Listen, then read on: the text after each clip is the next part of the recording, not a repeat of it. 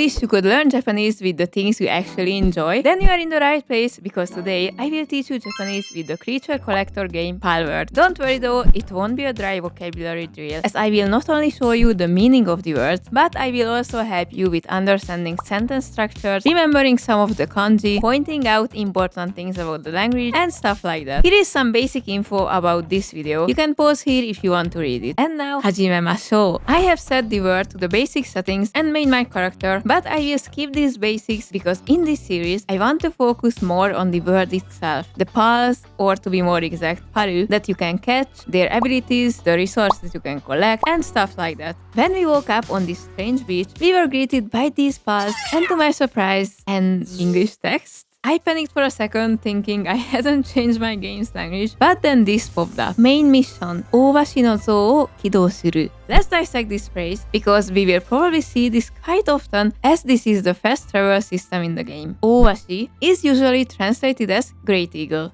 Let's look at the kanji itself. お means big, and 鷲 means eagle. If you see a complex looking kanji like this, don't be afraid, just take a deep breath and look at it closely. Most of the time, you will realize that it's actually built up from components you already know. For washi, the whole upper part means tsuku, to be employed, but let's take it further and dive even deeper into the components. So, in the upper left corner, there is kyo, meaning capital, that you have already seen multiple times in Tokyo. Then at the bottom, there is tori, which means bird. So the only thing you will have to memorize is a less common component. It's in the word mottomo, meaning but then, although. And that's it. Now you know the kanji for eagle. Although this word is usually written in kana, as you can see, there are cases like this game where you can see the kanji itself, so it's good to know. Let's continue the sentence.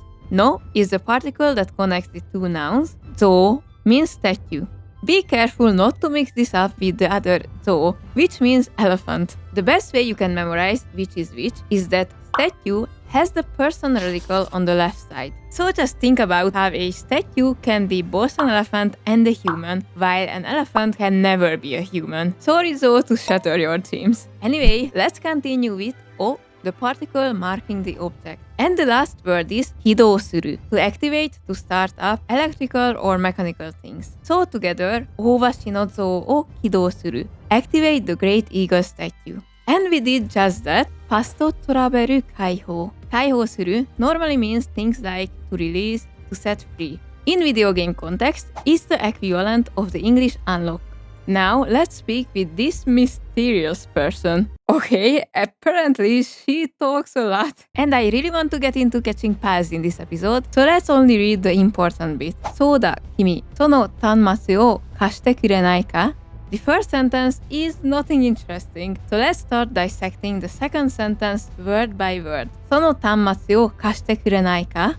その means that, and indicates that this thing is closer to us, the listener, than to her, the speaker. 端末 can mean computer terminal, but it also means a device that you can access information with. In this case, she is talking about the device we found earlier. O, the particle marking the object. Then last, 貸してくれないか? It has multiple grammar points, so let's break it down to its base. 貸す means to lend. Then it's put in the te form, making it 貸して. Why して? Because it's a group one verb ending with su, and in that case, the su transforms to she and the te is attached to it to make the te form. The next question is, why does it need to be in the te form? Because of くれないか. てくれないか is the grammar used for making a request. Would you please do X for me? You might have already learned it in the more formal form. てくれませんか? てくれないか works just the same, but it's much more casual. Although it's not shown in the sentence, the giver will get the particle ga, while the receiver will get the particle ni.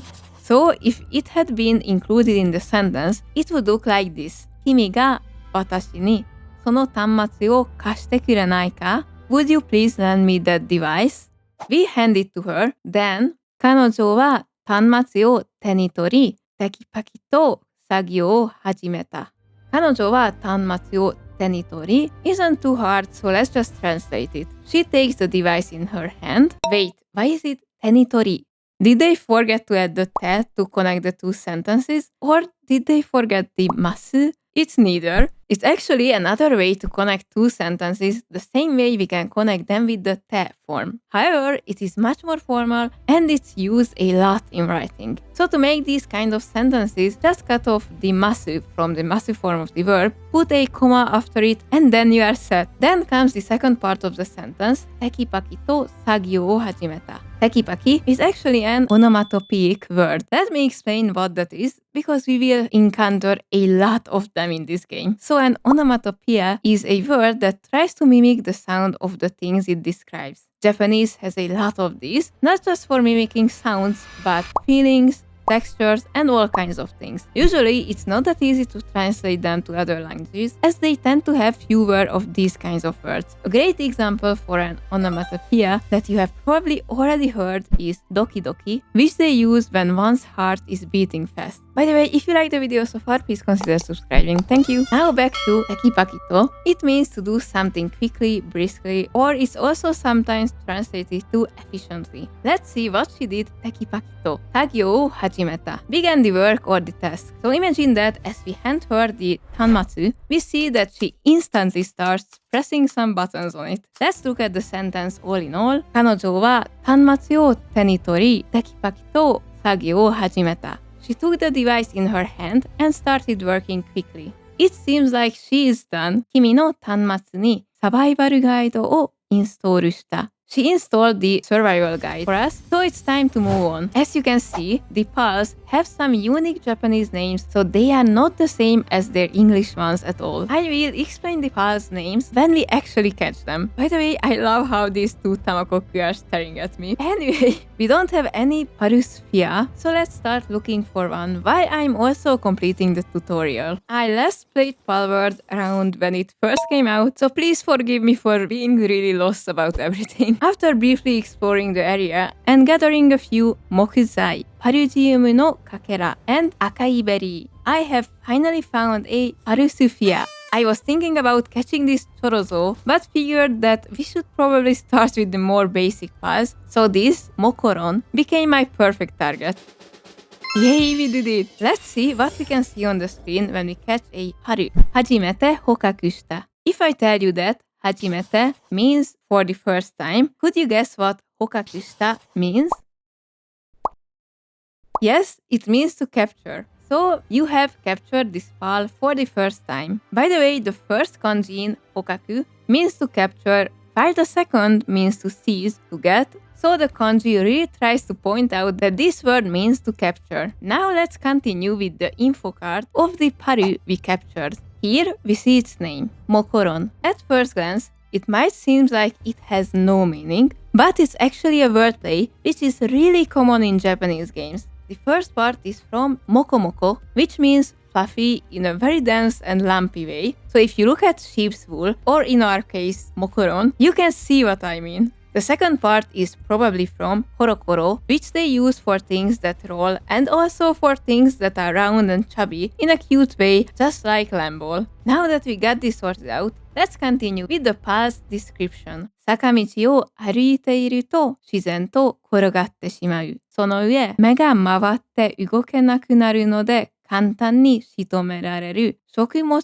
連鎖の底辺だ。These are really interesting sentences, so we should look at them word by word. 坂道 means hill road, usually translated as just hill or slope. を歩いている。歩いている is 歩く in the teiru form. Teiru form is used in this case to express a habitual action. But wait, did you notice the o before 歩いている? This is the perfect time to learn how o works with movement verbs. When o is used with 歩く、散歩する, and so on, it will mean things like alongside or through. It expresses that it's not the place where you are hanging out or it's not your final destination. You are passing through somewhere. So let's see an example. 公園を歩く and 公園で歩く. 公園を歩く will mean that you are just passing through the park, while 公園で歩く will rather mean that you are walking up and down in the park as an activity.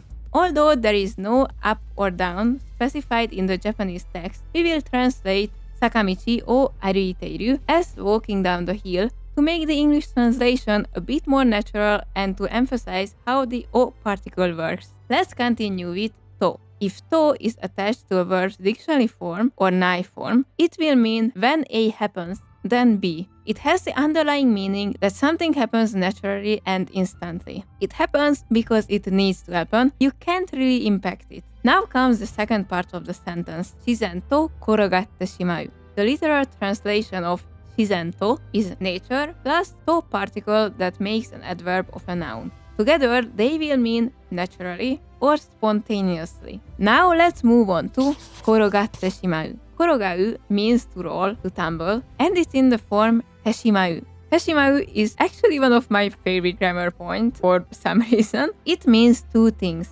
First, the action is completely finished, and second, the action was done accidentally, the speaker didn't want it to happen and regrets it. Its casual form is ちゃう, and it's used more often than you think. If you watch a Japanese gameplay on YouTube, and for example someone accidentally clicks on a food item and eats it, you will hear the player say, 食べちゃった.